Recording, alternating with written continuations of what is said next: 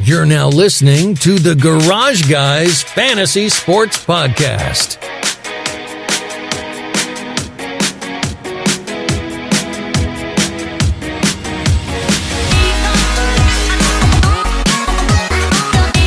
Welcome back to another episode of the Garage Guys Fantasy Sports Podcast. I'm Garage Guy Chase. It's Chef Boy Ardeen. You've been in the kitchen, man. Smells like money. 11-2. No, Chase, it's just it never can be that I have a good NASCAR day and NFL day at the same time. What's up with that? The bets were on fire, but NASCAR, that race did not go as anticipated, right? I mean, that's the best way to put it. Yeah, it was just one of those literally like silly races. It was like the ending of Texas when Austin Dillon won. Kurt Busch. Out of nowhere. Who'd have thought, you know? Lots to talk about with that race, too. We'll definitely cover some of that. Going to cover a few of these games from NFL Sunday Week 3. And before we do all that, as always, this show is brought to you by Drip Drop. Drip Drop ORS was invented to treat dehydration in the most challenging circumstances. It's used by athletes, firefighters, military members, the Garage Guys, Garage Fam, and all of our other constituents. Is you is or is you isn't our constituents? Because if you're not, then you need to go to dripdrop.com and use promo code GarageGuys20 at checkout and get the drip. Rip it and drip it. When I drip, you drip. We drip. Jacob Snell. Darlene. Hey, it's me, Jacob Snell. I haven't watched that show in so long. I miss Ozark. I'm so ready for season 4, dude. Can you give me a Jacob Snell version of Chef Boy going 11-2? I was looking out yonder on the porch the other day. They just put in a couple best bets after going over and checking out what the chef was cooking. I saw a lot of good things, and after going 11-2 in week 2, I said, I'm going to give this guy a shot. That's about the time Darlene came out and put a gun in my head and said the heroin was getting a little bit dark. And I said, honey, I'm trying to put these bets in. I'm just going to see what we can do with this money here. And now I gave up selling heroin because Chef Boy went 11-2 in week 3. So now I'm no longer a heroin dealer, and I'm probably going to die tomorrow because Darlene will kill me. And that's what I think you would say. That was excellent. And now that you've gotten this practice run in, I think we just found our next open for the Rotoballer NFL video. I think we just found our new – I'm going to make you do Jacob Snell for that as well. So I'm just literally going to dress up as Jacob Snell and just start doing that. You really do have the voice down, by the way. So it was a natural thing too. It just kind of happened. It just happened. Like I love the way that guy talked, and then plus after him being James Delos on Westworld, it was just like, oh, this is cool, you know. Mind blowing to see him like play such different voices and characters, but playing a dude from like Scotland and then like going to play in this like hillbilly, like wannabe hillbilly. I don't know. Right. It's hilarious, man. Love Ozark. Great show. But yeah, dude, we got to talk about that. 11-2, man. 11-2. And 10-2. I think we were just on here last week. Yeah, NFL is such a sharp sport. The Vegas lines are so efficient. So it's like anytime you can win, 60-70% a week, you're really blessed. So to do it twice in a row is probably one of my biggest feats yet. Just because it's so hard. Usually you pick 4 or 5 games on the board and you hope to go 3-1 or 4-1. But I've just been firing all cylinders right now, man. Been watching a lot of football. I don't want to act like it's going to continue because it eventually will come back down to earth. But I think I can, safe to say that I'm off to one of the hottest starts of anybody I know that's, handicapping these games every week. So yeah, I mean, this is big time shit though too, dude. Because like this is the thing. When you go online, like most people are comfortable maybe putting out 2 or 3 games that they like, and then they'll say, oh, I went, 1-2 or I went 3-0 or whatever. You literally took the time to put out 13 picks today, and you did that. And then you followed it up. You did it last week and you did it again this week. That's almost unnatural. So that's what I'm saying. Like, even if you like had like a bad week going into like next week or at any point in this season, with you doing this week 2 and week 3, that's huge. It's huge for the Garage Guys. And it's huge for everybody using the picks, man. And I know that there's got to be a lot of people out there that are using these picks. If you're not using these picks yet, you definitely need to be checking them out. And you can hit us up, and we'll be able to provide you with that information for sure. Because that's what we're here for. We literally I wish I could have had a better day in NASCAR, but it appears that a lot of people didn't have a good day because I don't know anywhere where someone said, yeah, pick Kurt Busch. He's going to win this race. Right. But that's, or like Chase NASCAR. Elliott to lead, like be one of your favorites to lead a bunch of laps. I know we talked Hamlin on the preview show, which was ended up being a really incredible call because he was like 8% owned, I think, on DraftKings. Beautiful. Love that. That was kind of a little silver lining. I mean, dude, I feel as confident every week with NASCAR bets as you do with NFL bets. I feel like that's our jam, dude. You know what I mean? Like that's our jam. Yeah.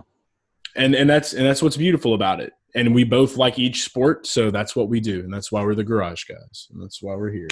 And you can talk on and on and on about it, but let's get into some of these games. I think we should just start right off the top. The Saints Packers, a little sad. There was 1-2. Yeah, man. Aaron Rodgers, though, as much of a Saints fan as I am, for him to do what he's doing without Devontae Adams in the mix, dude, that's a little scary. Beat it, LaFleur. Beat it, LaFleur. No, I don't even want to. I have no need to say it, man. Like I really think that what is it, Jordan Love? I think that the love lit the fire, man. I think we're seeing a little when Patrick Mahomes came into Kansas City and Alex Smith, we're seeing a little bit of that right there. It's glory days coming to fruition. They're remembering. Rodgers was just so comfortable, man, in this offense. And last year, remember, we saw a lot of Aaron Jones games and Aaron Rodgers struggling, right? Yeah. In terms of like passing statistics, not really struggling as a quarterback, but just not putting up the Aaron Rodgers numbers. Well, I mean, this looks like the old Aaron Rodgers to me. So I think there was 3 players that stood out to me tonight, though. Rodgers, the Lazard King, the Lizard. Lizard, yeah, Lizard Lazard. Yeah, I'm getting hoarse. Can you hear me? I can hear you, man. I am too. I was yelling at the TV earlier I was watching the race. I probably broke laws like not watching most of the Saints game because I was watching NASCAR. I think you would have been frustrated watching that too because the defense didn't show up. But the third player was one of your favorites who went off despite the loss was Mr. Kamara. Just went nuts, man. Dude, that one video of him like breaking, what was it, like 4 tackles and getting a touchdown, literally doing snow angels in the end zone, that uplifted my spirits after the race. So getting to see that one run, even though they did lose the game, that made me happy. At this point, I think that we all need to understand that is Alvin Kamara's football team. And I'm here to say it. I don't care what anybody has to say about it. I love Drew Brees. I'm not going to be one of those Facebook Saints fans that just get on there and fire Sean Payton. They lost to the Green Bay Packers. They lost to Aaron Rodgers. How could this have happened? Like, I'm not going to be one of those people. Yeah, I mean, it's a very good team. But, yeah, dude, Kamara is a beast, man. And I think that this goes in – I mean, he's the top fantasy producer of Sunday, of the week so far. Who was number 2, Lockett? He put up over 40. I want to say like right underneath him was Tyler Lockett. Yeah, 40. He put up 47 fantasy points though on DraftKings. Alvin Kamara did. And he did great against the Raiders last week too. So I mean, that's wide receiver 1 numbers, dude, that he's putting up right now, which is just huge. And you know, I think that we all can't disagree at this point that he's the running back to have, especially with the injuries. But he should have been first off the board. Everybody was just so nervous with the whole epidural deal and the contract. They didn't really know. And there's so many people I know that passed over him in drafts. Like, I mean, there was one league I was in, I don't think he went until like 7. Yeah, that's crazy. Like, yeah, he's an MVP candidate right now. I know it's going to end up being like Russell Wilson, who's probably got like 15 TDs already or something absurd, like 14 TDs in 3 games. He's got somebody chasing his tail, though. We'll talk about him, too. Mr. Josh Allen. Another quarterback in town. Yeah, but I mean, Kamara, if you're going to take skill position players and carve them out, right, he'd be towards the top. Yeah, absolutely, without a Yeah. doubt. And a lot of people thought we would be seeing more Latavius Murray, but it's just he's just there for insurance, I guess you would say. The Saints need all Mike Thomas back there. I mean, I'm with you. Yeah. I don't want to say Drew Brees is washed, but it just is kind of showing that he's got to have. He's aging. Kamara and Mike Thomas. Yeah. He's aging. Now, imagine the offense was not the problem today. Honestly, it wasn't really. I mean, they scored 30 points, so. Yeah, it was a defense for sure, and they're going to be able to take that on the chin, and they're going to get back up, and they'll do what they got to do. I think that they may be in like kind of a sad spot. It always feels like when someone gets hurt on that team, like the one time I will say that I've seen them be the most resilient was last season when Bridgewater took over. I've never seen that team be so resilient, and so it felt good to see that. I hate that the season ended the way it did, but at the same time, it's like, why not experiment more? I know Taysom gets in there here and there, but like throw Jameis in there, see what happens. No, he got eye surgery, bro. Don't do it.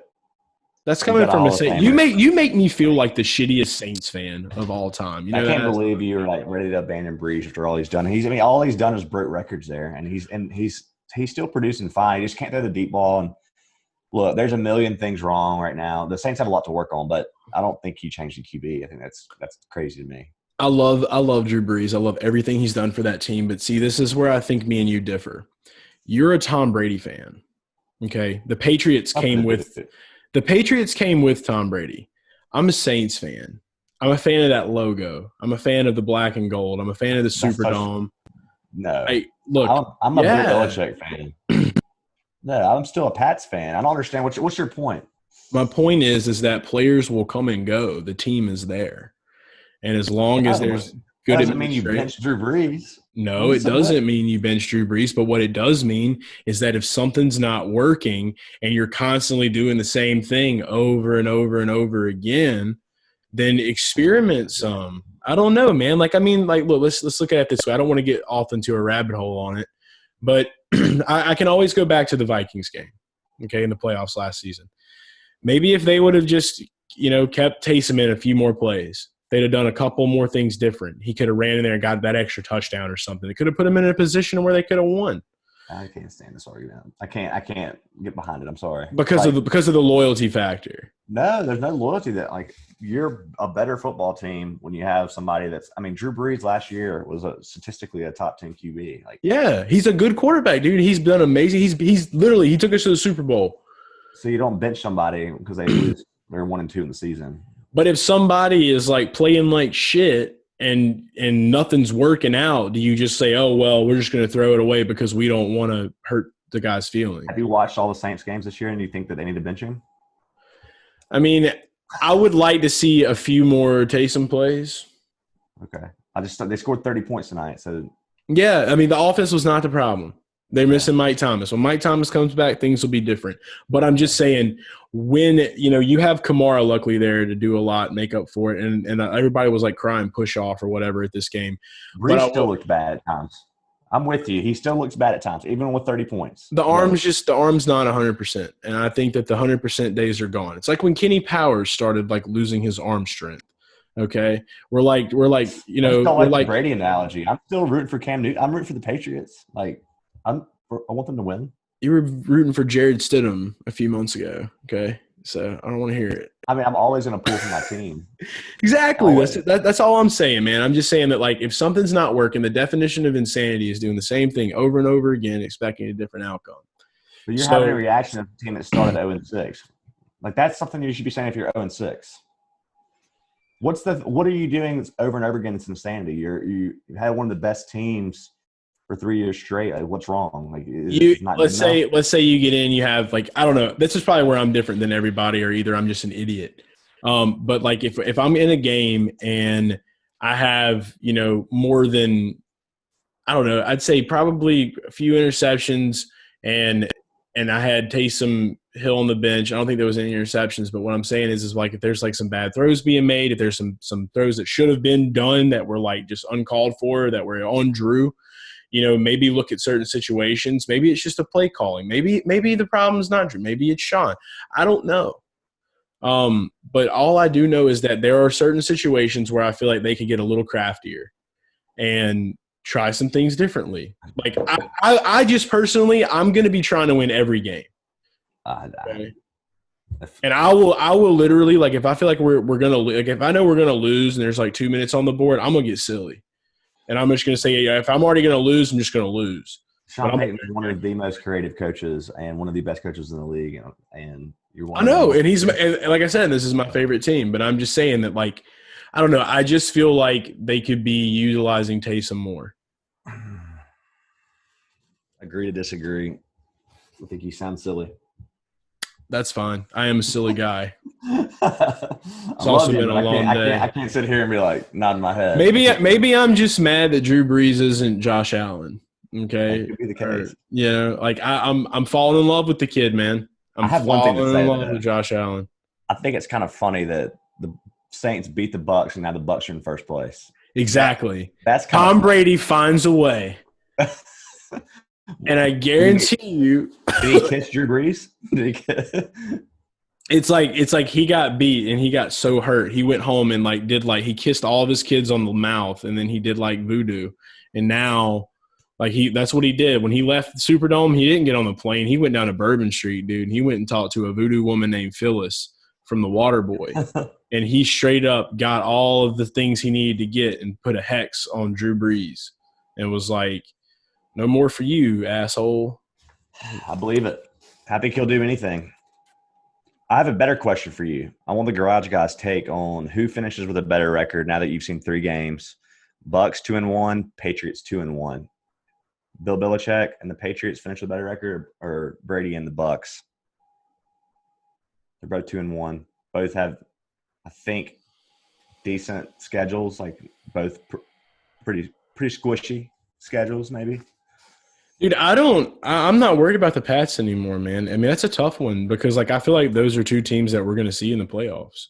Like, those are definitely 2 teams we'll see in the playoffs. Like, Bill Belichick is like, there was never a moment where I worried about, like, oh, man, like, the Patriots are going to suck. Like, Bill Belichick's not going to let any team he coaches suck.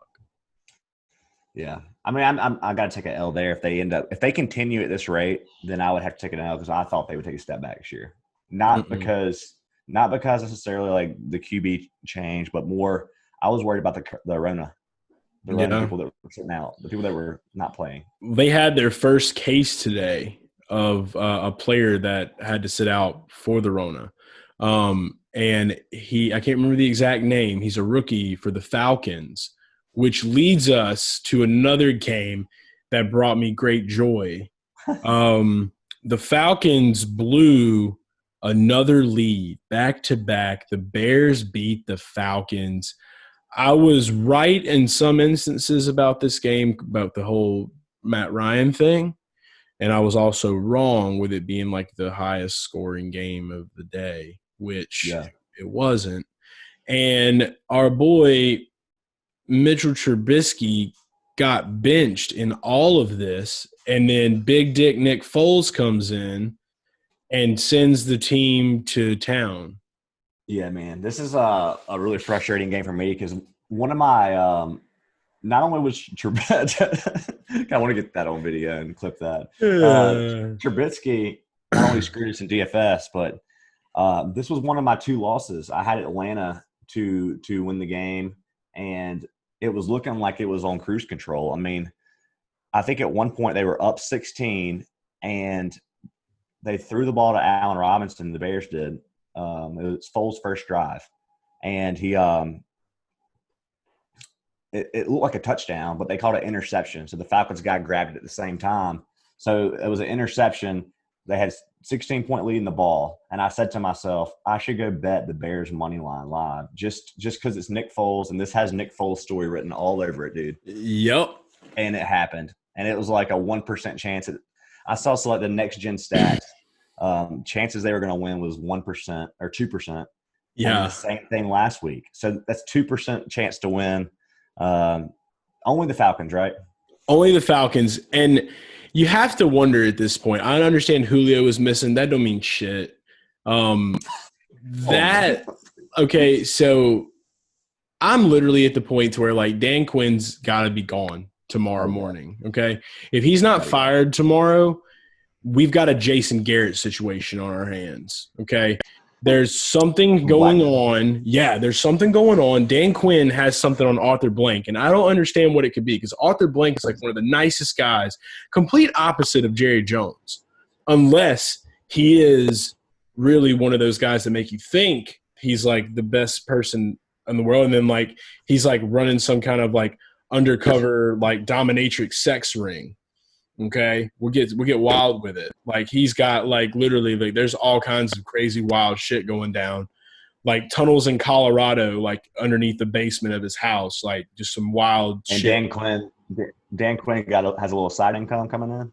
Yeah, and so the thing is that Dan, like he's been getting by, like feeling like because like everyone loves to like make fun of the Falcons, but like now it's gotten so bad. Like this whole time, what's really been happening is that Dan is like getting someone to fly to Vegas on the weekends, and they're like just betting tremendous amounts of money on the other teams playing against them, and then they're spreading that money to the whole team, and they're just because they all have a gambling problem. So that's what's happening. They love gambling more than football. They're addicted, and this is how they've been getting away with it, and they've just been getting filthy rich. That's why they don't care if they win or lose. So, yeah, crazy. Was that the case on the Super Bowl as well, 1983? Absolutely, yes. That was the case at the Super Bowl. So conspiracy garage guy right there. Also just really excited that the Falcons suck balls. So, yeah, so I'm happy. That division, real quick, I'm going to try to do this in my head. So we have Panthers 1-2, Saints 1-2, Falcons 0-3, Bucks 2-1. That division should be better. I mean, we probably predicted 3 of those 4 teams would go over. I know I said the Panthers were an under, but yeah, it's not looking like we thought it would in that division so far. I mean, I always knew the Falcons were going to suck, but I didn't know they were going to suck this bad. Like literally, they are having dude, I can't stand the Falcons, man. I love my Houdads, bro. I love New Orleans. They were one of my losses, though. Isn't that fitting? My 11-2 day, they were a loss. I mean, dude, I'm right there with you, man. I thought that this was going to be the game that they won.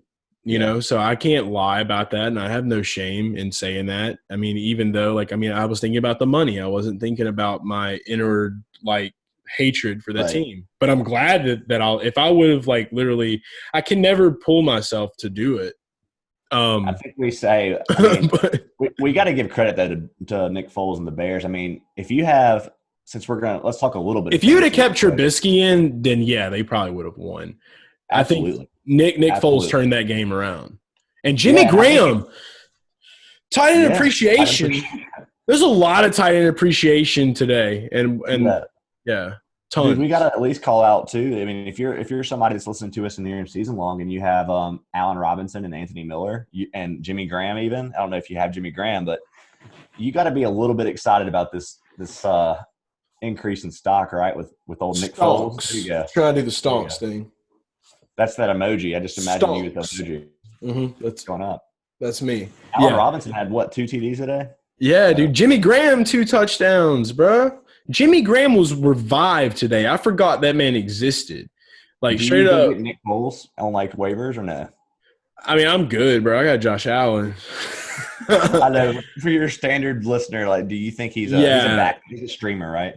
Dude, Nick Foles will play. Dude, this is the Trubisky experiment is over. It's over. It's done. It's done. You know what's going to happen? Nick Foles is going to, like, put him on, like, a 6-game winning streak, and then he's going to get hurt. And it's going to be back to Trubisky. Yeah, it could. Yeah, that's probably what's going to happen. You're probably right. Watch watch Carson Wentz, like, continue to, like, go to, like, even though he had, like, a decent fantasy day. Watch him, like, just get Mitchell Trubisky to the Eagles or something. And then, like, we'll just have this crazy web of just, like, that game. That game was so infuriating. Don't even want to talk about it. So upset. Drew Sample, you let me down.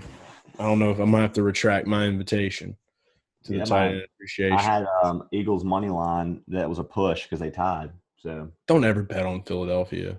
You can't bet on Philadelphia. You know me, I don't think with my emotions, Chase. I know. That's what I'm here for. So I've been talking about it enough. There was a lot of tight end appreciation that needs to be spoken of. Let's go to Bills Rams. Game was electric. I had a last minute decision because like in one of my DFS lineups, like I was going pretty heavy on like Dak and Russell, but like something was just like play Josh Allen. Because like the matchup, because like everybody was just kind of like, oh, this is probably be where Josh Allen takes a downward trend, you know, and they're just like, oh, no, Josh Allen, and I'm just like, okay, I want some Josh Allen. I get the Josh Allen, and the Josh Allen is real, and everybody now believes that Josh Allen's real because of what he did today. White Cam Newton lives on; he rides on. The man scored a ton of fantasy points. Shout out to Lee Smith. Tight end, big tight end guy, Lee Smith, and Tyler Croft. Tight end appreciation. Yeah. 2 touchdowns for the Croft. All right. There was 2 for him? Laura Croft, tight end, 2 touchdowns. I may not keep up with all the games, but I keep up with the tight ends. So, yeah, dude, that's nuts. Big nuts day. Wild game. Yeah, they almost falconed. The Bills did. But I was happy because I was like, well, this will keep Josh Allen having to continue to score, which he did, and they won. They had a great day. I mean, I think you're right. If you had to say who the MVP right now is, it's clearly Russell Wilson, and then probably number 2 would be Josh Allen. Josh is right behind him. He's tugging at his shirt, and he's saying, I'm about to go get in the bed with Sierra, bro. So watch out. About to take your whole family, about to take your whole operation. Like, dude, he's one of the wildest players to watch. That I mean, there's times where he's getting sacked and he literally is like going to the ground, and somehow he's standing up and he's like 20 yards behind the line of scrimmage. Dude, he's like a giant. He'll just be like, whoa. Yeah. Like he'll just like clumsily fall into the fucking end zone. Like, how do you do that? Plays too, where he looks so bad, but like. For every one bad play he makes 10 good ones. So but the bad ones are bad. I mean, he'll miss a receiver 5 yards on the field by 20 yards, but then he'll overthrow him. Yeah. He's so good though. He really is. Just from the good plays, bad plays standpoint, he really is Cam Newton. But what Cam Newton used to be, which was electric, and then every now and then he'd have a few head scratching plays, but. I'm just waiting. I'm waiting for them to play the Patriots, and all I want is for Josh Allen to when he gets his rushing touchdown, because you know it's coming. I just want him to do it. I want him to do it so bad. You'll respect him. I know. That's what I feel like. He's just a really nice guy, like a really stand-up nice guy that like just he's like a JJ Watt of an offense, but then he has the legs of Cam Newton. It's insane. Cam finally had like not a good fantasy day. Now he was a really popular DFS pick. Rex Burkhead took all the points. I know we're not trying to talk about that game, but shout out to Rex. I will say that it's always good to see old sexy Rexy making things happen. Yeah, the Patriots didn't make the cut this week on the games we're talking about. No. Another one that we got to talk about. I mean, I guess, dude, probably like the you got to give a quick shout out to Cooper Kupp too. Yeah, Cooper Kupp, and we're definitely going to be talking about that more with the special guest that we have on this show, which is Mr. Jack O'Shea from the O'Shea Brothers. He'll be on here as well. If you don't know who that is, you'll meet him soon. Very fun guy. We love that guy. Great dude. Probably like the funnest upset of the day, Titans Vikings. Dude, the come from behind like. Save game. It wasn't in mid game. It was like an upset because of the Vikings doing what they did, and then the Titans being able to like come back. This is frustrating for me as well. This is the other loss I had. Listen to this, Chase. I had Titans -2. They won by 1. Yeah, I know. And when I saw that on your bets, I was just like, God, I know this one. Money line.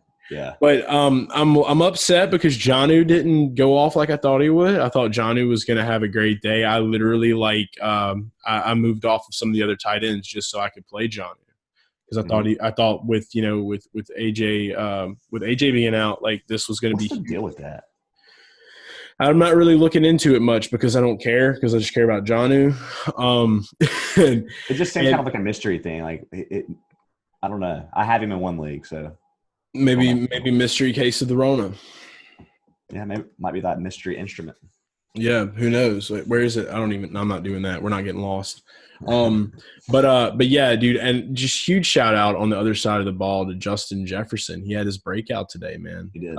Dude, Dalvin LSU Tiger and Dalvin Cook. Yeah, finally, Dalvin.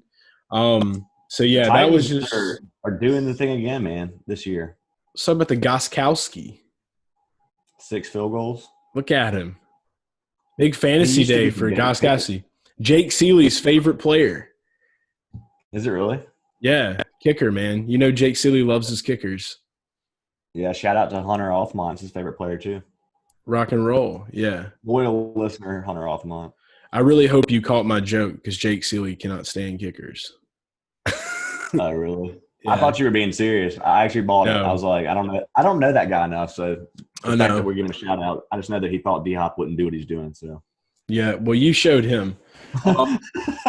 So anyway, but Goskowski, real quick, was about to get cut because remember week 1 he missed 4 field goals. Yeah, and then he took his sock off and then he kicked it and he made it because he had been practicing the entire off season without socks. So when he had socks on, he could not kick right. Isn't it wild that little thin piece of fabric can make you just look like you shit the bed constantly with kicks, doing your job after years of being an elite kicker in the league. Right. Yeah. I couldn't believe that. I think the Vicodin wore off is what happened. For sure. My knee. My toe. No matter how good we do on episodes in the future, I think I'm always going to hold that episode in a special place in my heart when we had the my knee talk. The Most High. And I can't – and dude, and they literally beat the Saints tonight, and I'm not even upset. So you know how important that is to me. So that was a great show. That was great. I need to go find that episode. We're going to do that. We just need to I'm ready for more wild things to happen this season because it's even though we're having good gameplay, there's just a lot of it feels kind of mundane a little bit. There's not some wild stuff happening energy wise, people doing things. We need a you like that Kirk Cousins kind of moment. You know, I'm ready for that. You're talking about more of the off the field stuff. Yeah, I'm talking for some get silly stuff, things that I love about the game. That have nothing to do with the game most of the time. I was fixing to say the games are great. All these things listed off were classics. Yeah, man. I mean, the more really thinking about how these happen and it was a really good slate today. I got to the red zone on the cell phone is getting me. I got to get back to my man cave. The big screen. I got to get back to my big screen and literally just bags of popcorn and random things I don't need to eat and just sit there. My phone too much. It's been wild because I love the Twitter and I love watching football. I can't do them both at the same time. Hey, Matt Patricia got his first win. Yeah, so that's actually what I was about to bring up. This pissed me off. Not really because of the fact that the Cardinals lost, because honestly, the Lions are always going to have one of those games, when they beat the Patriots a couple years ago. Yeah. This was more of an upset for me because of Kenyon Drake. Fool me once, shame on you. Fool me twice, shame on me. And I feel like a fool. I feel like a fool. Do you feel like a fool? Because we had him and he shit the bed again. Yeah, it's been a rough season for Drake, and if you're a season-long Drake owner, I'm sure you're feeling the same thing. It's just one of those things, Chase. Sometimes I feel like he was a good play again. I stand. Oh, he was a great play. Yeah, he was a great play. It's concerning now though, right? Because it's happened a few times. The matchups have been pretty good. When Andy Isabella gets a touchdown and Kenyon Drake doesn't score a good bit of points, that there's something's going on. This is and what I think Kyler ran one in himself. He's just I'll just do it myself, Kyler had a rough game too. It wasn't coming the Cardinals came back down to earth for sure. And I was a Cardinals truther, and I'm not worried yet. 2-1's a good record, especially for a young QB, young coach. But today they kind of got exposed. Kyler got exposed. Not that he's not a good QB, but he definitely is that threshold below everyone else all these other QBs like Josh Allen and Russell Wilson and Dak Prescott that are dual threats, I think Kyler is still a step behind in terms of decision making. Like he makes bad throws. Like He's still got a lot to learn. Three. I can't remember. I think it was 3, but I'm not 100% certain. I mean, it's his second year, man. He's still got some time. I'm not tripping out just yet. I mean, there's a lot of players that you got to look at when they're coming into the league, and it's just development and growth and learning. And but I still think that for who he is and what he's doing, I definitely feel like he still is worth that draft pick that he was. But yeah, I mean, these things happen. He had 2 passing, 1 rushing. So you're right on the rushing TD, and then he had 3 picks. So 3 touchdowns, 3 picks. Probably translates to a pretty good fantasy day, but not necessarily what you want in terms of football. So, yeah, football guy stuff. Yeah, but fantasy, that's what I care about. That's what I'm here for. So looking at that, I mean, yeah, it wasn't the worst at all. Don't want to go too deep into the game with between the Chargers and the Panthers, but the Panthers did win, like we already said. Austin Eckler is back. Don't be fooled. Josh Kelly, not good.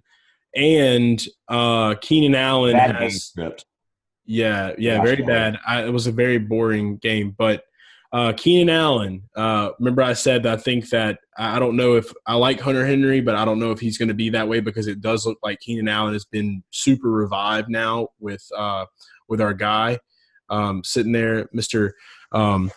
Justin Herbert season. Okay. He brought that game. Yeah, he did. But Keenan Allen did okay. So fantasy-wise. This was one of the worst games on the board. It was stank. But the Panthers did what they had to do to win. Mike Davis, shout out. Robbie Anderson did okay. Bridgewater finally looked settled in. Still stank. But yeah, you're right. You're right on all those points, though. Yeah, Mike Davis. There was a lot of people that were like trolling the fuck out of like people that went and got McKinnon, and they were like, "Thanks for leaving Mike Davis on the board, idiots." Like classic Jeff Wilson vulturing 2 TDs, like we said, might happen. Yeah, I'm not a fan. But Nick Mullins gets the W. Yes, he does. Yeah, to your shout out to your alma mater. Brett Favre was proud today. I guess the Cowboys-Seahawks game, man, I mean, I feel like that was a pretty predictable one. Everybody pretty much knew that was like the marquee game. That's what it was being viewed as, and it kind of rolled out that way. Tyler Lockett, Russell Wilson, killing it. Started slow, and then it just went off. Yeah, dude. Like Zeke was looking like he didn't want to eat nothing, and then he got a safety, and then he was like, "Here I come." But yeah, Tyler Lockett, it was like the big guy of the day. Everybody should know by now Tyler Lockett's the wide receiver 1 there, and they've got great chemistry. Was kind of disappointed. Did you see the DK Metcalf play? You talking about the one where he just was like – where he fumbled it and for a touchback? Oh, no, I did not see this one. I saw like bits and pieces of this game, but I did see that they had this one where like he literally looked like he was like looking straight ahead, and he just reached up and grabbed it. Yeah, man. I saw the good. Okay, so he ended up scoring. So Lockett was the clear winner there in terms of fantasy points, but Metcalf ended up getting a late touchdown to also score. I think he had over 20 points, but yeah, you couldn't go wrong with the receivers today there. Dude, earlier in the game, the 55, 60-yard bomb, he catches it in stride and slows down towards the end zone, and a rookie hits the ball out while he was just kind of, he was toting it lightly. And so somebody got screwed by that. If you were playing DFS and you had a stack of Wilson, Lockett, and Metcalf, that would have been another 6 points for Metcalf. I'm looking at it right now. Yeah. God, dude. Yeah, that's probably what I saw where he did that, and then it got popped out. They just didn't finish it because it was just like, here's a little surprise, and it was just like an upset type deal. Chris Carson, if I'm not mistaken, he got hurt. Yeah, so that's going to be interesting. I don't know if it's serious or not, but they were giving somebody named was it Travis Homer carries? And Carlos Hyde. Carlos Hyde now. Yeah, where was he at? I don't know. Stank. Is he hurt? I don't know what he is. I don't keep up with Carlos Hyde anymore. I haven't kept up with him since he played for the 49ers. I'm about to see if he got on the field today. After, he had 4 carries He had 4 carries for 12 yards. So him and Travis Homer both came in and played. But they have the obvious guy there that we're waiting on is Rashad Penny, right? He's on IR, but he's supposed to come back this season. I feel like he's like the player that like everybody loves to like hype, but like he's like not real. Like he's not a real person. Like I feel like Rashad Penny's like, how many years have we been talking about Rashad Penny now? And like we just never seen anything about him. It's just like he had like 3 guy's name is Ted. We found him at a Waffle House and we just created this persona that he was going to be this amazing running back. But then like we never could get him to do what we wanted. Like he's actually a robot and they've been trying to work on him this whole time, but like things just keep going awry. So now they're like having to like try to like reverse engineer Andrew Luck to figure out how to make him work, but with legs. What are you even talking about? This is how you know that it's probably time that we get off football. But yeah, my brain's going wild. But yeah, other than that, man, like those are some of like the really good games from today. Again, 11-2, dude, huge day. Like you can't even like. I could probably sit here and try to like find ways to like make it funny and everything. There's nothing funny about it. It's incredible, and I'm proud of you. I am fucking proud. Going through it with you though, going through it with you made me realize something crazy. I mean, dude, the Titans was a miss by 1 point. Yeah. And the Falcons had the game won. Yeah. So that would have won 13-0 if it wouldn't have been for Trouble Trubisky and literally like the Titans like not being decently like good and clutch. Not kicking 6 field goals, like scoring a few TDs. Yeah. All you needed was Gostkowski to put a sock on right at the end and it would have been good to go. Incredible, dude. Incredible. I'm proud of you, bro. I'm proud of you, Jay. It's good stuff, man. NASCAR is not much to say, really, and I'm not going to even stay up that long on it because I'm ready to get to our guest. But I'm very upset that Joey Logano didn't win this race. I went into this week very confident he was going to win. He got in there. He had the car. We were seeing the speed. He was being defensive. And then Kyle Busch's bitch ass got up into him and rubbed his tire, and he had to go to pit road, and he got lapped down, and he just could not catch a break, get back on the lead lap until the very end of the race. But obviously, I think that the karma gods really got together after that because Kyle Busch has been such a bitch, and I hate to be so like derogatory towards somebody I've never even spoken to. And I'm just like even more pissed now that like how this guy has been handling himself. He's already not having a great season. He's being super negative. He's bringing things on him. And it's like, I understand people don't like Logano after what happened. And he's just going to use the whole, well, you get what's coming to you narrative. But at the same time, it's like, okay, Joey Logano was throwing blocks and he was just doing his job. Chase Elliott got pissed off at him, whatever. I can go into this all day. I'm just biased because I have my money on Joey Logano. And it's aggravating and it sucks. But I love the fact that Kurt Busch won because nobody had Kurt Busch, like we already talked about. And for the fact that literally we are now at a point where he has to watch his brother win and he doesn't get it. So you just threw a lot at me there. I don't even know where to start dissecting that. To me, like Kyle Busch is just being Kyle Busch. So this is what he's always This is done. worse than like Kyle Busch normally has been, though. I mean, it's because it's playoffs and he's had a terrible season and he's been holding it back and holding it in, and now it's here and he's erupting. This is kind of what he does. It's just to me, like the story of today is just the unknowns piling up, right? I mean, we had Chase Elliott right off the bat takes the lead from the 3 position. Leaves everybody in the dust. Yeah, I mean, this 5-second lead. From beginning to end, they were just wild. I mean, this goes to show you that sometimes the best plays don't win. Like NASCAR is the biggest sweat. I say it all the time. Yeah, it was wild race, man. I mean, Logano looked like he had one of the best cars, like you said. And then I don't know whose fault that was between him and Kyle Busch, but both of them ended up screwing up. Kyle, he moved Truex up. was one of the like main guys that was supposed to come on and possibly win this race. I called that. I did. I liked Truex today, so I didn't. You had I knew me on this that was one. going to happen. Hamlin was another one. Everybody was like hating on Hamlin. You know, I was like, dude, Hamlin's gonna do good, bro. Like Hamlin's gonna be fine. Like I have my little like there was some little successes that I got to celebrate through this race, but it's just the ultimate success would have been that 1.5 unit play and Joey Logano hitting like it should have. But because of somebody's emotions and pissed offness that they haven't been good all season and just have decided to continuously pile more and more negative emotion on top of it, had to get in the way of that. So apologies. Actually, it's not my fault. I'm not sorry.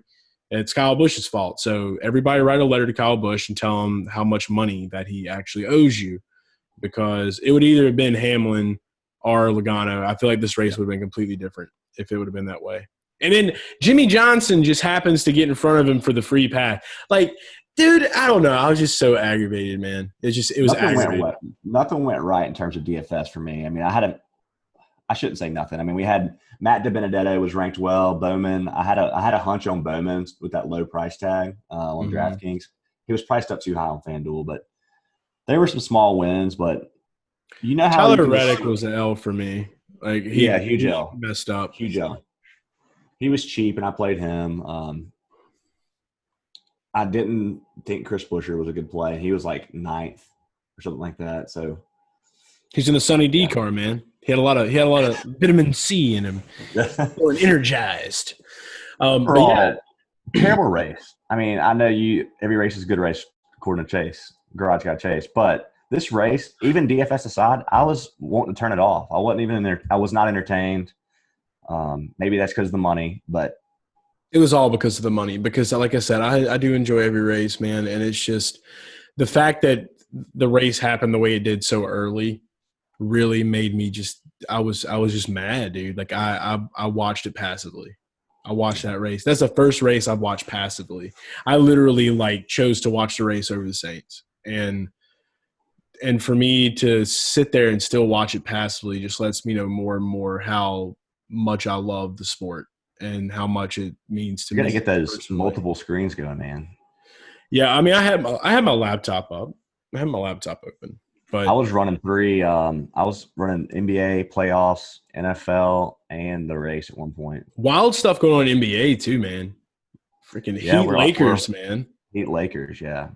That should be interesting. Full circle. LeBron's seen every team LeBron's has been on. Like, he's been in the playoffs with. He's been there with the Cavs, he's there with the Lakers, and now he's playing against a team that he played for that he's already been to the finals with and won. Yeah, I'll be pulling for the Heat on that one. Just the true underdog coming out of the East. Jimmy Butler. Yep. Jimmy Buckets. They got some dogs, man. They are the epitome of a full team with really only one star, but all the rest of their guys are really, really good players. So it's good to see that basketball rewarded in a superstar league. Just to see a bunch of collection of good players doing the thing, man. It's been awesome to watch. I want to see the Heat win just so I can see Jimmy Butler wearing the Oakley goggles with champagne, listening to Chris Stapleton. You know, he's a big country music guy. He loves country music. Jimmy Butler does? Yeah, he is. He literally in college, I think that everybody he's well, I guess because I'm an African American, people just assume I like rap, but I'm a big country fan. He's like, I love country music. My roommate listened to country, so I love it. So he's a Chris Stapleton guy. So they're just and just see him just a midnight train to Memphis, Jimmy Butler, bro, just wild boy. He's crazy, man. I still remember he slid in on D Wade's wife's. Yeah, Gabrielle Union, man. What? How does that? He's sliding in on her Instagram post, and then the next year he's on their team, and him and D Wade making up, or I don't know. Yeah, they had the gif of him on the bench, just yeah, it was the best, man. I'll definitely be tuning into the finals though, for sure. I know you're pumped and excited, being the basketball stan that you are. So it's going to be fun to watch. Yeah, a lot of sports have been on, man. A lot of sports to consume. But this has been a long first half of the show. So we're going to go ahead and turn it over to our guest, Jack O'Shea, Pool Boy, the Pool Boy. So it was a really good conversation. So I hope you guys enjoy it. Pretty random. Chef Boy, any last words? pretty random guess, but I loved it. Yeah, it was just different. There was minimal sports talk. I feel it was a lot of just kind of like talking about the content and things like that. So hope you guys do enjoy it for sure. It's a little different than we've had in the past. So it'll be fun. But big fans. You guys definitely go give them a follow. But all right, here we go. Here's Jack O'Shea, Sports Party Repeat. We'll see you next week. Sports Party Repeat. Here's Jack O'Shea. Best bets. Yeah. All right, we now welcome on to the Garage Guys Fantasy Sports Podcast a funny as hell content creator that Drew and I had stumbled upon a while back, Mr. Jack O'Shea of the O'Shea Brothers, hashtag AKA Pool Boy. Mm-hmm. Jack, welcome to the show, man. Thanks for joining us. It's a pleasure to be with you guys. This is honestly all I've ever dreamed of, and just finally getting to really look at you guys face to face is. I don't know. I'm shaking. Absolutely. Through and through garage guy in the heart. We appreciate it. Yep. Jack, so there's been a lot of stuff booming. And for a lot of you guys that listen to our show, watch our show on YouTube, you guys that might not know Jack, you should, for one, because you're fucking up if you're not. But you guys blew up on TikTok, just hilarious shit. Drew actually showed me what you guys did. I think it was about a couple of months ago. I started watching some of your content, man. And I know you had your brother as well with you that was doing it for a while. You're kind of moving a little bit more solo now. How's the transition been, man? Yeah, so Henry and I have been making like comedy sketch videos, and we still do a podcast together. But we've been making comedy sketch videos for like 5 years now. Really like 2.5, honestly. We probably made like 2 sketches in the 5 years or in the first few years. But and then just like a month or so ago, I think with COVID, with quarantine, with everything happening, he was just basically like, you know what? I don't love the social media aspect of it. So, and he also, we live out in LA. We're definitely both not LA guys. Henry especially. We're East Coast guys. And if you are like a real East Coaster, LA is the exact opposite of that. And he's like, I got to get the fuck out. So we're still like writing stuff, and we still work on like other stuff. But as far as like the sketches go and stuff, that's me. And it's honestly, that was always more me. He was more of the podcast, and I was more of the stupid minute-long videos. But now I'm Jack the Pool Boy. What's up? Jack the Pool Boy. I think the one I stumbled upon was you and him playing golf and talking about coronavirus. Yeah. I stumbled upon first. That's the Dude, first. We've done a lot of those. When you write, like, because we only have a minute to do the sketch, so we have a lot of, okay, we have the bit. What can we be doing so it's not just 2 guys across? And for whatever reason, hitting balls is like the easiest thing that's like an actual action, and it totally works. Plus, Henry's really funny swinging a golf club. For whatever reason, it's still when you watch me do it, it's horrifying. It's like, whew. It's just a smooth transition, man. That definitely got the backstroke down pat. Yeah, for me, I think it was the one that caught my attention the most was Drew and I. We have certain similar humors, but for the most part, we definitely do have like a gap in like kind of like what like makes us just like roll on the floor. Like I think it was the one that you and Henry put together where Henry was your stepson and you were the stepdad. That's one of that one is so underappreciated on TikTok. It has like the least views. That is the best sketch we've ever made. Yes, dude. By far. That's I like kind of after we make them, I can't really watch them at least for a while. That's one that every time I rewatch, I'm like, this is perfect. I think I'm very funny in that sketch. I'm like, we nailed this. Absolutely, dude. 100%. And like you find that you do, like when you're making content and stuff like that, you fall in love with like the certain things. Like I'll clip a lot of stuff from our shows when we're talking about NFL, NASCAR, or whatever like that. And like we'll try to like throw and integrate some little stuff like that here and there. But yeah, definitely the aspect of being together in like one location definitely makes it pop. But it's going to be interesting to see like going forward. Like I've been watching some of your stuff that you've been doing lately, man, and it's still gold. The name Pool Boy, like how did that generate? Like were you like literally like some woman's pool boy and like you just were like her like lover in the backyard for a long time? Yes and no. I was literally a pool boy. I literally cleaned pools. But this Speedo is guy. No, this is a common misconception. I didn't realize it either. I assumed when I got a sick pool cleaning job for the summer of my freshman year of college that it was exactly like you're saying. It's like just MILFs. I would be wearing a bathing suit, and like it would get skimpier as the summer went on as I became, more comfortable with my body and the job and whatnot. No. Very aquatic. Yeah. Merman No. style. The pool boy, they're like what you're thinking of is a lifeguard. That's what you're thinking of. Pool boy is a lot closer on the landscaper scale. Like all I was doing was nobody ever came out. Nobody ever came outside to say, hey, while we were cleaning the pools.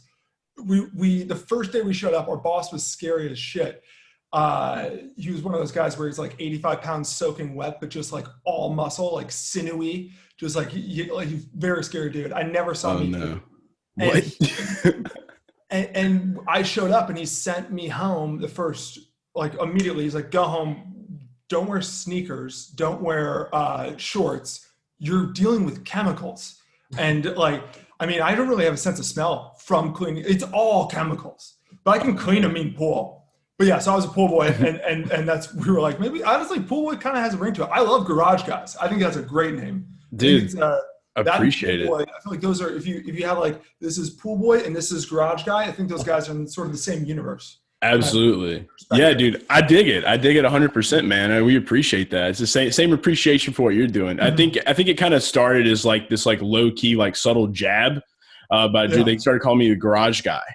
And because I did Garage Guys, but I think that like there's like a lot of people when you're doing like a brand and stuff like that, like, and you're like all in on what you're doing, like you just get associated with that name. So I've embraced it, so you embrace pool boy and then people just run with it. They think of whatever it is with their mind. You know? People I don't know call me pool, like they'll see me like, hey, pool boy. And it's like, it's weird because it's like you said, like it almost feels like a little bit derogatory. Yeah. Anything that calls you a boy that you don't know, you're kind of like. Oh, we're big boy guys though. BOI. We're big boy. If you're boys, but if it's somebody you don't know and they're sort of like, hey, pool boy, it's like, well, wait a minute, I'm a man. Yeah. Yeah. We got a problem, pal. Yeah. I know it's like you have to like immediately like shut the pride down and just be like, what's up, I'm the boy. It's me, I'm boy. Yeah. Hey, were you inspired in any way by Jimmy Tatro? No, not so much. In fact, like I love Jimmy Tatro. I think he's amazing. Obviously, he's unbelievable, and he started sort of doing it like I think 2 or 3 years before us. Like I was still in college, and we started doing right after college. The guys that like, do you guys know Good Neighbor stuff? Good Neighbors. I'm not 100. I don't think I'm familiar with them. No. You got to talk about. 2 of them are on SNL now. It's Kyle Mooney and Beck Bennett. And if you just type in like after this, search Good Neighbor stuff. I bet you've seen like a couple of the videos. It's like early YouTube stuff. And Henry and I just thought that was the funniest shit ever. Jimmy Tatro. The only reason why we're not like big Jimmy Tatro guys is because once you kind of start making stuff, I just, and especially early on when you're like, what's funny? And you're sort of trying to come up with it. And also you're sort of trying to figure out like, okay, how do we tell a story in 1 minute and stuff? Just, to get into the whole filmmaking aspect of it. You almost like don't watch other people's stuff because the last thing I want to do is be like, oh, fuck, somebody else did this. Yeah. Right. Dude. Even as long as I don't know, like I can do the same topic as somebody else, but if I haven't seen it, then it won't be like the exact same. We might have a similar idea. And that's happened once before. One time, actually twice. Twice we've gotten comments of like, yo, this is awfully similar to this person's video. And the only reason why we could kind of get through is like it wasn't exactly similar and I had no idea. So I was like, fuck it. Exactly. That's when you tell them to eat shit because they're there for you, Yeah. That's how you do it. So that's the same way that I feel like everybody does when you're in the content thing, man. Like, cause like I have no time to watch anything. We were like a long time ago, like back in like 2016, 2015, I was a big, like, Pardon My Take guy. I think Drew was as well. So we were listening to PMT a good bit. And then like, once I started this in 2017, I met Drew, a couple years later. And then like at that point, I hadn't heard anything else anymore like after that. And we just started like really zoning on fantasy and betting. So, I mean, it's a beautiful thing, man. You find your niches and you find what you love and you roll with it. And speaking of the sports side of things, though, you guys did some fantasy football stuff you shared with me. And I don't know how in the hell that slipped by me, because like that you literally took days of our lives and made it fantasy football. Like, so how long have you guys been playing, and how much has sports been a big part of your life? We're sports is a massive part of our lives. We are definitely jocks in high school. A lot of people like out here, they'll look like a jock. Were you a lax, bro? You were a lax. I wasn't. No, I wasn't. A lot of people think I was, because I'm also from like DC and Long Island. So those are like the two lax caps of the world. But all of my friends were lacrosse guys. I was actually a baseball guy, just because my dad. I was a catcher. I was a catcher, aka. I was a defensive specialist catcher. Captain of the team. Yeah. Oh yeah. Catchers run the world, dude. It's real shit. I was a brick wall. My pop time was like 2.4. It was pretty insane. I was very, very, very good at the defensive side of catching, and I look scary going up to the plate. So in high school, I probably led the team in intentional walks. But do the face. I gotta see the face. I want to see this. Oh yeah, you were that motherfucker, dude. Yeah, I remember in high school.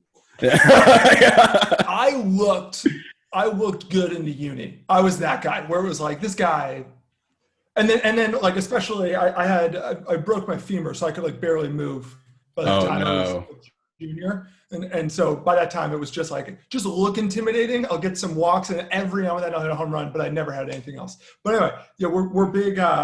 We're definitely big sports guys, and we've as far as like fantasy goes, like we both do daily fantasy. Henry does daily fantasy a bit more often. We're not like obsessed with it, but fantasy football, we're both in our like high school league.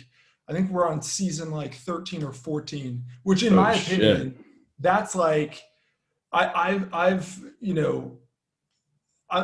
basically at the point in my life now where I'm like, I want to be in one fantasy football league, because I've been in 7 before.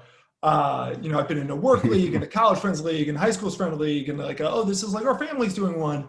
And it's great, but then I just always feel like I'm not paying attention to at least half of them, and then it's not as fun. Depends on the money though too. Like, I mean, if you got the money involved, so I mean, like that's the only way for me. And Drew as well. I think he's got kind of the same situation. They literally take a trip every year. It's like a bachelor party. It's a glorified bachelor party for the draft. Fantasy football league. We do like a draft, and we do. We went to we had it in Nashville last year, and this year we went to Destin, Florida, so that was really fun. But we just got really drunk and then draft. You guys get really drunk and then you draft? One of the days, like we probably start Friday, and we just treat it like a bachelor party, and then by the time Saturday or Sunday comes around, we're drafting. So it's pretty fun. Because at least for like ours, it's. Obviously, I'm not saying your league isn't serious, but it's like I have to be of sound mind when we're drafting, just because it is so. I mean, it is just so fucking competitive, because it's like season 13 or season 14. And you know what? I bet it's season 12. I think it's season. Do you guys have a trophy? We have a shirt, and I was actually about to just sort of like bust this out. I was going to wear it, but it's gray, so I was blending in a little bit for the wall. But yeah, so the league is called the Sandstorm. Sandstorm, one of the greatest EDM songs of all time. All time, Sandstorm. Hell yeah! We and it was named that because I think like season 2 or 3 was right after we started drinking like alcohol and stuff. And we were actually drinking for that draft too. So I was a little too rough on you, Drew. But okay. We were like shotgunning beers or something. We were trying to figure out what's the name of the league of season 3. And for whatever reason, I think I was very drunk. I was like, it's Sandstorm. And that was funny enough and random enough that it doesn't, it's like, it's the definition of like you had to be there, but we were all dying. And then it just became the Sandstorm. And, just on the back, you can see, so this is, you can see Jack O'Shea. I'm Nice. I'm part of the 3-timers club. I'm only me. See Henry on there too. So yeah, he's killing it. He's got a ring. I got 3. He's got a ring. Do you do the sports betting any? Yeah, I bet quite a bit. Although usually, honestly, I bet on baseball a ton, baseball playoffs a ton. I'm pretty good with like the over under for that's what I love doing. But then I usually start off the fall season, college and NFL, with like $500 each Sunday, and then after like 3 Sundays, I'm like, I can't keep doing this because I never cash out. I never do. Man. It just stays. It's like the carousel. Yeah, it's gonna get to 0 at some point. Well, it can change. It can change. Go ahead and brag a little bit, Chef. We call Drew Chef Boy. All right, Chef Boy. So it's just Chef Boy. You're Pool Boy. I'm Garage Guy. It's just Chef Boy. Oh, I saw your Twitter handle, Chef Boy Ardeen. Fantastic. Yeah. So good. I'm on fire, man. My NFL bets went 11-2 today and 10-2 last week. Shit. Yeah, I've been on fire. Yeah. So it's been La Flama. If you're a Kenny Powers fan, La Flama Blanca. You know what I mean? Yeah. So look at these eyes, man. Down, guys. Dude, yeah. So you're 10-2 and 11-2. Week 1, I was bad. I was like 2-7. Then week 2, 10-2. Week 3, 11-2. What were some of the games you called? Like what were some of the tough ones? Let's see today. Dude, he goes all in, man. I'm talking like huge, like all like not just like 3 picks and that's it. Like this dude goes ham. I wish I could just share my screen right now and I'd pull up my article that I put on Rotoballer. But probably my biggest hit today was the Bills money line and then the Seahawks money line. Dude, I like that. Yeah. The Seahawks and the Bills game was I love the Bills. You a Josh Allen guy? White Cam Newton? I got Josh Allen on the he is White Cam Newton. I got Josh Allen on my fantasy team. He slings it. Same. He's the absolute man. Put up 31 today. But the Bills Rams game, it was like that was the definition of like the Bills can win any game. The Rams can lose any game. Yes. It just made so much sense. Yeah. Yeah. Although I do have Cooper Kupp on my team. He got a score, which was great. But I'm a big Cooper Kupp guy.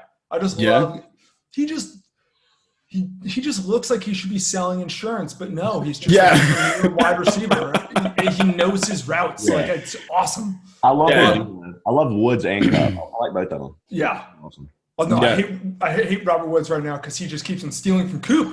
I'm a big Higbee guy. As you can see, we run the tight end appreciation club here at Garage Guy. So I'm a big tight end guy. They call me the tight end whisperer. So any tight end is good with me.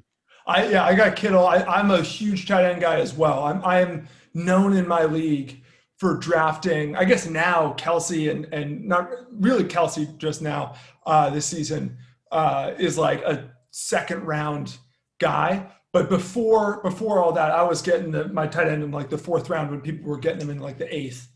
Call me when you draft Jonnu Smith in the 4th round, and then we'll talk. Then we'll see how much of a tight end guy you really are.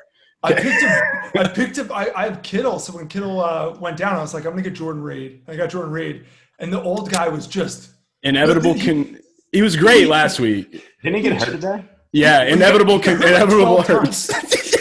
Dude, he kept on going back in. Like I thought I was moving, and so I didn't even have a TV hooked up. I was watching Red Zone on my phone. And I was like, fuck yeah, Jordan Reed. He had a touchdown, dropped it, and then was just rolling, holding his knee. I was like, well, fuck that. And then 2 minutes later, he's back on. Every single play he was involved in, he limped off the field, but then you'd see him again. And it was like, dude, he's just got like morphine buttons attached to his knees, and he just like pops them, dude, and he just goes. Like that dude's the bionic man.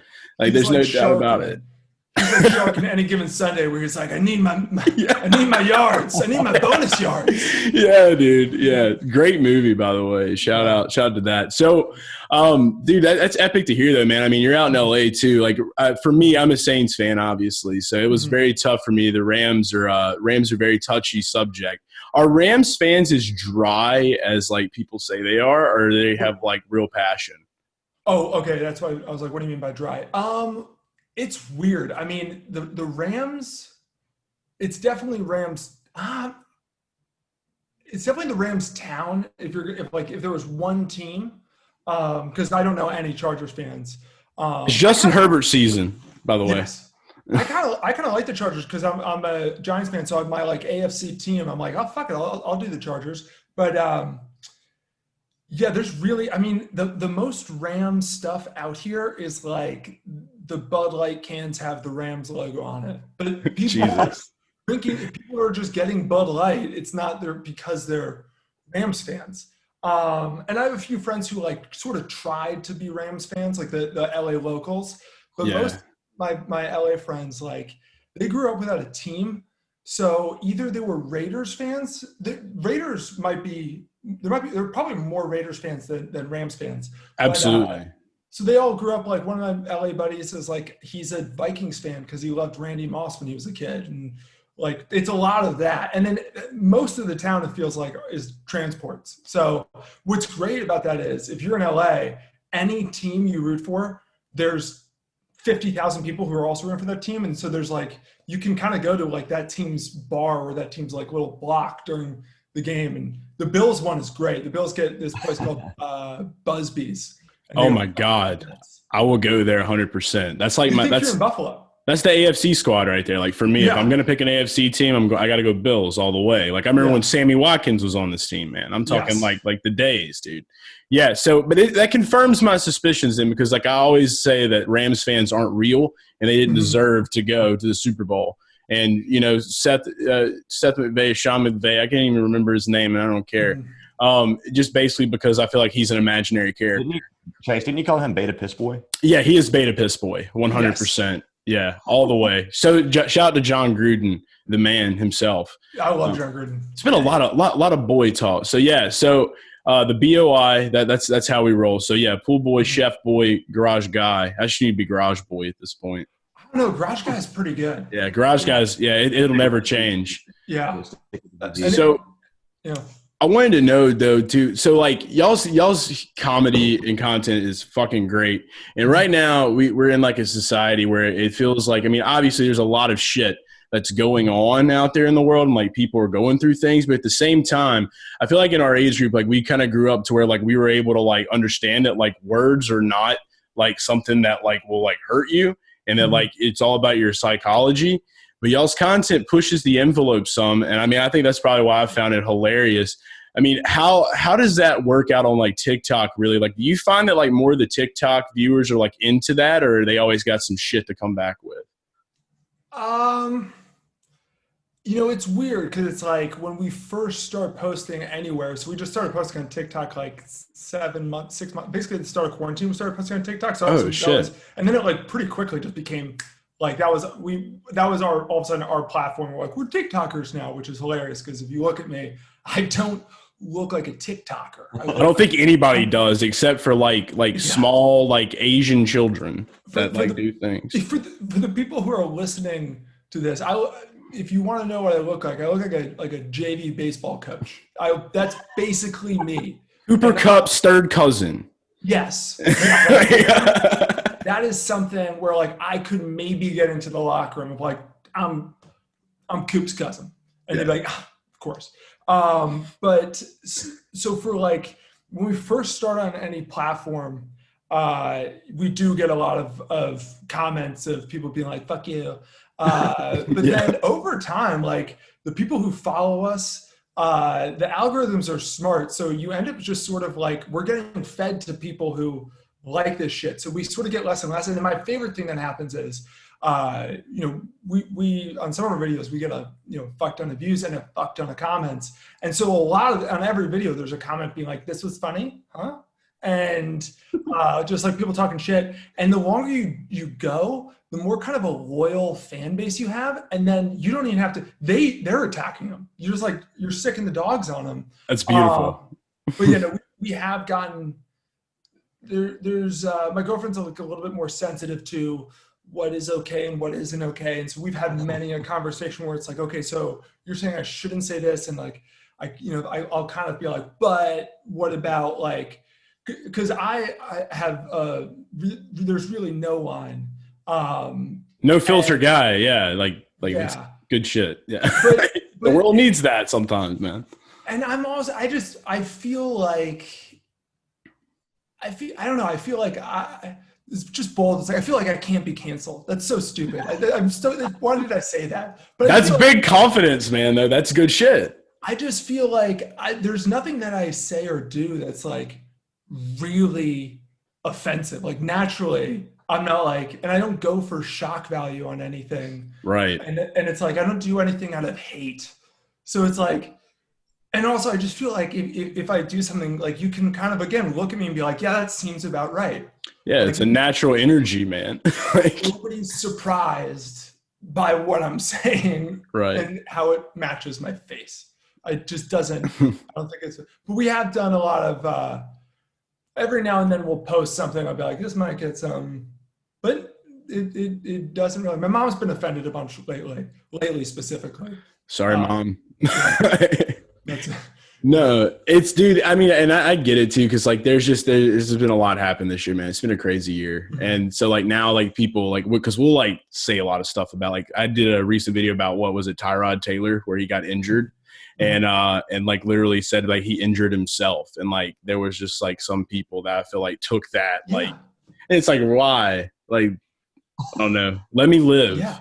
Like it was funny that like after we recorded it, like the next day we got on Twitter and it's like Tyrod Taylor had to be rushed to the hospital, and then we were like, okay, oof, we kind of feel bad now. Yeah, but I immediately was just like, I guarantee you he has the Rona, and then it's like, why would you say that? And it's just like, I call it like I see it, man. We did like on one of our podcasts the week before everybody was quarantined. We were like, we think we got people about to be getting quarantined. We welcome it. We're pumped about it. Then shit hit. And then we did another podcast and we were like, this is awesome. This is great. We're all at home. We did the same thing a week later. Oh, shit. Then the following week, we both sort of were just like depressed. And like the third week, all of a sudden it like wasn't funny. And if you go to that podcast, we're like, hey, really, it's just a totally different people. And then like, I mean, it's fucked up, but it's like, this is something that I think about. Like, then our grandma died, and it was literally like, holy fuck, we're so stupid. Like, what the fuck? I can't believe we haven't deleted the original podcast. We were like, this is great. Like, how insane is that? We are so stupid. That's why I shouldn't say stuff like I can't be canceled. I think that there's definitely like a value like there to where like you find humor in the situations. Like when you do comedy and stuff like that, like I grew up doing that. I love comedy. I love that stuff. You can find like ways to make fun of yourself. You find things that are very serious and like make people feel uncomfortable. Like you want to find a way to like bring some type of like lightness to it. So I mean, I get that part 100%. But I can. We were carrying on about Corona. We were like a week before the outbreak. We were calling it the Rona, and we were just we were like talking to like media members and just being like what's going to happen with the Rona in the sport, and this is like a COVID-19 is going to be a very serious situation. I'm just like, so the Rona's coming, you know what I mean? Like, so you're saying Rona wave's coming? You guys can get away with that too with your accents. Like the Rona just sounds great. I can turn it on. I lived in New York for a year of my life. So I'm born and raised in like Louisiana. And so when I went to New York, like I kind of lost it. But if I really want to get down to business, I get down to business. You know what I mean? Look, this Rona is a conspiracy. You know what I mean? Like we just go all in. Rona. Conspirons. There's a ton of stuff, especially in the past 7 months, where it's like we've said stuff, and then a month later, I'll like, you know, when you're kind of going to bed and you're like, oh fuck, I said that, and you just realize how stupid we were. But you just kind of got to keep on riding the wave of life, no regrets. That's it. Never look back. Fun of everyone, whatever. We're good. That's right. We're only this is only a moment in time. That's what I tell people all the time. This is a fucking simulation. What do you give a shit about? Okay? Right. It's the Matrix. I watched it. It's real. You know? Do you watch Westworld? Oh, I watched the first season. When that came out like 2-3 years ago, whenever that was, I I didn't watch any of it until right before the week before the season finale, the first season, I got like food poisoning. So I went home from work and I watched the entire season. And I had one of those things where, when you watch something for so long that like when I went to sleep, I had like a Westworld dream and I had like the worst night's sleep of my life. So, so I watched the first season of Westworld. By the second season, I was like, yeah. Stop trying to be deceptive. What's happening? Right. Very cryptic show. See, if you would have got food poisoning this last season, people probably wouldn't be able to tell whether you were throwing up because of the show or because you had food poisoning. Oh, so there's been 3 seasons? There's 3 seasons out right now. Season 2 was trash. Season 3 was a little better. Season 1 it was okay. It just veered off really far. But there was season 1 some was dope. Season 1 is the shit, dude. All the way. Great shows. They got a lot of good stuff out there, though. But I mean, I'm definitely going to be checking out the pod, man. I got to go back and listen to the episode of the week where everything was just dry as fuck. And where can our listeners check out your content at? So it's Jack the Pool Boy everywhere. So it's for TikTok. That's where we're. I keep on saying we. It's where I'm biggest. Jack the Pool Boy. So with Instagram. Twitter. I have Facebook, but I got to figure out Facebook. I don't really use it. Nobody fucks with that much anymore. I have one. I just post content and get off. That's it. All of China does. And China's the future. Don't you get it? The way of the future. And then our podcast is Pool Boy Radio, and you can get that on Spotify and Apple Podcasts. And we're on Twitch. I still got to figure out, clean up Twitch a little bit more. But what games are you going to play? Dude, we don't play any. We just don't play the games podcast there. We play no games. All right. Okay.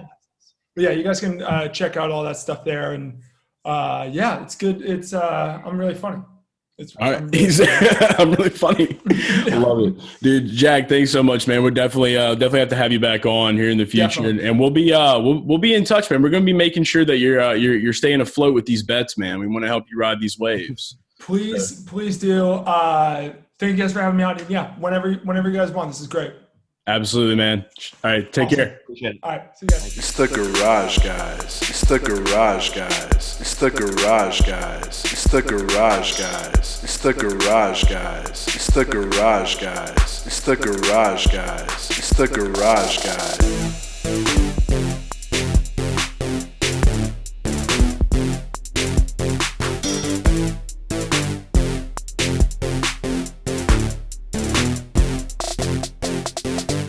It's the Garage Guys. It's the Garage Guys. It's the Garage Guys. It's the Garage Guys. It's the Garage Guys. It's the Garage Guys. It's the Garage Guys.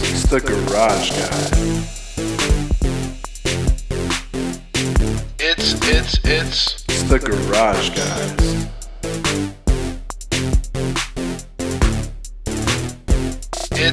It's the Garage Guys.